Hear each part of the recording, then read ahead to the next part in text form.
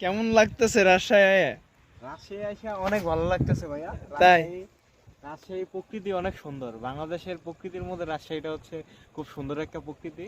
আর সবচাইতে ভালো লাগতেছে পদ্মার পানির মধ্যে আসা, যে পদ্মার পানি ধরতে পারতেছে, খুব স্রোত পদ্মার মধ্যে। এখন কেউ যদি সাঁতার কাটে এখন, তাহলে সে খুব ফিল পাবে, যেমন মরা মরা ফিল, মানে মনে যেরকম ফিল পায় সেরকম ফিল পাবে।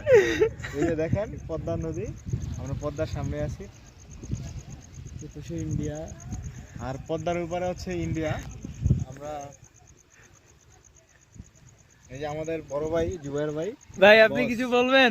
আমরা এমন একটা প্রকৃতিতে আছি এখন, আমরা অবস্থান করতেছি এখন বাংলাদেশের এই পাশে, নদীর ওই পারে ইন্ডিয়া।